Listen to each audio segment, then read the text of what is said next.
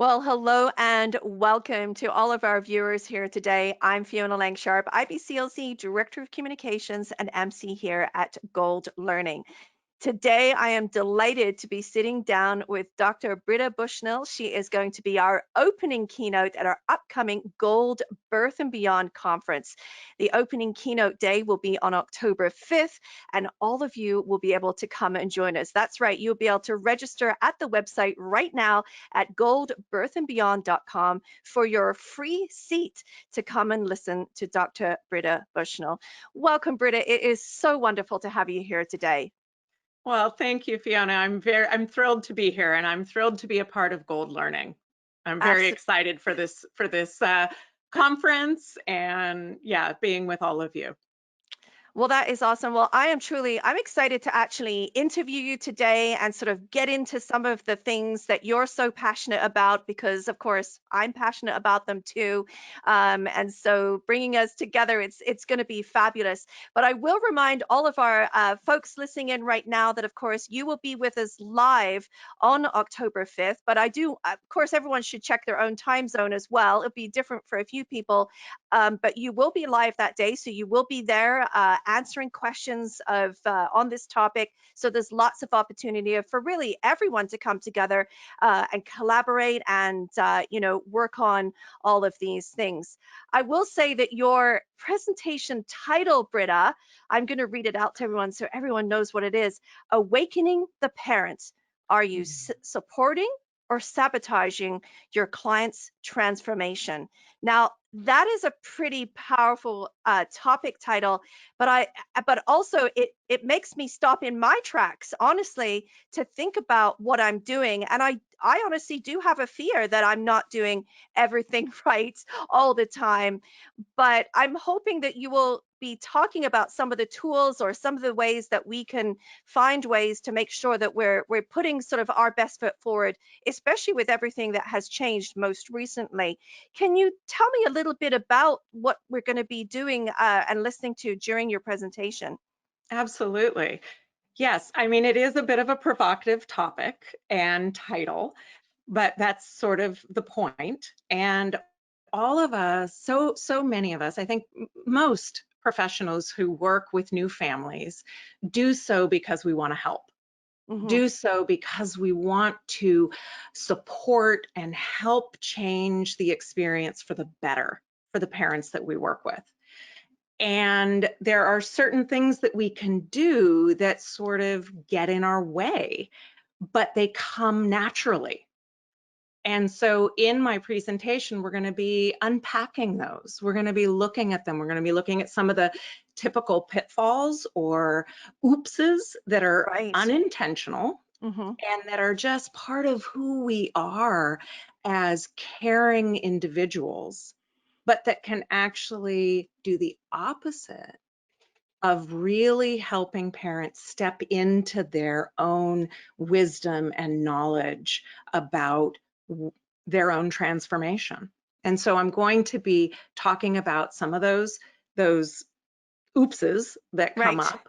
And then we're also going to be then relearning some things to do instead. So really looking at easy, simple things that require awareness and practice, but not a whole lot else. And so it's just that awakening to things we can do better Mm-hmm. to support that transformative process of becoming a parent. Mm-hmm. Well, I have to say that I'm obviously very cognizant of when I go to a family that I want to provide them information that they receive well. And often when I see families, there's a couple of different times, prenatally, which tends to be a little bit smoother, hungry for information, but often I see them postnatally, where it's a little bit more frantic and it's more challenging to communicate, and so I have to change gears and think about what they can hear at that time or what's going to be a priority to give information to. So I know that, throughout that whole perinatal, spectrum of timeline and behavior, always trying to find tools is really important to me, Britta. So I'm excited, that you're going to bring this to life for us, on October 5th. Now, I did have that one sort of burning question and desire to ask you today because I'm always thinking of ways, okay, what's the one thing that I can do right now? So perhaps do you have something that, that our viewers could do? What is the one thing that I could do right now in order to connect with my families and my parents that are out there? Yes. So I do have something that I think it's, shall we say, it's simple but not easy to Okay. always do. And there's a difference, right, between Mhm. something being simple but not necessarily easy. Mhm. One of the things that parents do when a professional in the field that they are asking for help comes into their sphere, one of the things that they do is they ask lots of questions, right? And Mhm. they want that like answer thing. And as professionals, we love answering their questions. It's like we want to give them all the information. It's like, let me tell you. And as you said, often in that prenatal period, they're really open and receptive to those to all that information, but they can also flood, Mhm. right, where it's too much, and then they don't know how to move forward with it. So I would say the number one thing to practice is actually asking more questions than answering with a lot of information. Ah, I like So that. yeah, and so let me give you a quick example of Sure. what that might look like is rather than when a parent says, well, so how do I fix XYZ about what's happening with my nursing relationship? Mhm. Rather than going, oh, let me answer that question for you and da, da, da, this is what you can do, to pause and say, so tell me what you're doing that's already working. Mhm. So that's a question.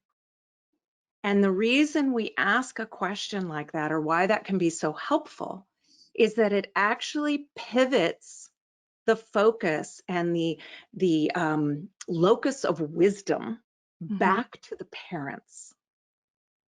And that's an important thing to do, is to focus that within them because they are actually the expert on their child. They are the expert on their experience. And so when we reorient from I'm the expert with all the answers I can fill you in with to you're the expert and I can support your information. But Mhm. let's first remind you and remind me as the professional that you are the expert in your own life. And Mm. one of the best ways to do that is to start with questions that orient the parent or parents toward what they are doing that is already working. I love that. There was, oh my gosh, talk about blowing my mind. I'm thinking about all the time. I love the word pivot. First of all, pivoting the conversation is so important because I find sometimes I start to drown in that moment of too much information, but also pivoting to something positive. Instead of talking always about what isn't working, let's talk about what is working, and get them to reflectively hear themselves in that moment so that they can shift perhaps even themselves, their being, because we talk a lot about that openness and receiving the message, and being able to relax and pause. What a Yeah, beautiful way to actually be with parents in that moment when we can pivot them to something more positive. yeah. Absolutely brilliant. Thank you, And Britta. if they're in a place where they are drowning and they Hmm. say nothing's working well, Right. because We've let's heard address that. that Yeah. that can happen. And they go, oh, nothing's working well. Hmm. Say, okay, was there a time that it worked a little bit better when it Sure. wasn't as bad? That can be another way to say it, where you're again still just trying to orient toward their successes. Mhm. Even if we're talking about the scale is, like this, is 1 to 10 and they're at a 1 and you're like, okay, so how come it's not a 0? Like what like how did you get all the way to one? And let's Sure. focus on that. Yeah. So wonderful. Well, thank you so much for that little nugget. That's something that we can take away right now and do for sure. I was thinking about as you were speaking there about that topic too, about how important it is in storytelling. I know it's something that you love as well, and it just reminds me of all the things that it takes time to learn all of these things as well. And even if you've been on this journey as a professional for some time, there's always new tools that we can add into sort of our practice. And I know that's something that we'll be sharing on the day as well. But tell me a little bit about your journey, Britta, and what you're doing today, for example. I want to hear more of what's happening with you. Okay. Well, my journey is sort of a different one than a lot of birth professionals, but I feel like birth professionals come to this work from a lot of different avenues. I mean, that's Hmm. actually one of the things I'm working right now with a professional who came to birth work through being a lawyer. And it's Mm. like you think, really? But we do, there's so many unique ways and avenues to Hmm. become passionate about this work. So my original journey was through yoga. I was a yoga teacher who then started working with pregnant parents in prenatal yoga, and Hmm. then that developed into wanting to teach childbirth classes, which I that continue to do. So I was started teaching prenatal yoga classes in 1999. So it's been a couple of decades now. Yeah. But then that grew into childbirth education. I was a co-owner of Birthing from Within for several years and one of their training facilitators. And then when that moved into a different place, I wanted to go back to school, and I got a PhD in mythology with an emphasis in psychology. And I use myth and psychology in how I work with parents. Mm. I Instead of saw that that. being, yeah, instead of that being a launching board into another career, which is sort of what I thought would happen, it Hmm. actually took me deeper into birth work. Right. Wow. And my That's. dissertation that I wrote ended up then being the research phase Mhm. of writing a book that I published earlier this year. So, Transformed by Birth. Yeah, That's is right. the I name was of the going book. to say, Transformed by Birth. It's a book that definitely is a great resource to have. And thank you for sharing that. You're absolutely right. We all do. There's all sorts of different paths that we have taken as birth workers to get here. But I'm glad that you're here and we're here together as we continue educating ourselves and grow in this field as well. I am really looking forward to having you here at Gold Birth and Beyond, Britta. Thank you so much for joining me here today.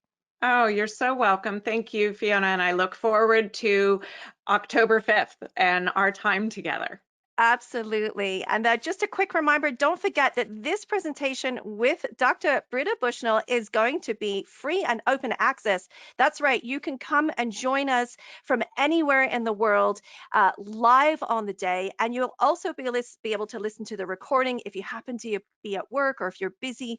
Don't forget that you'll be able to, watch the live and watch the recording. So share with your friends and colleagues. We're so excited to have that open access to everyone.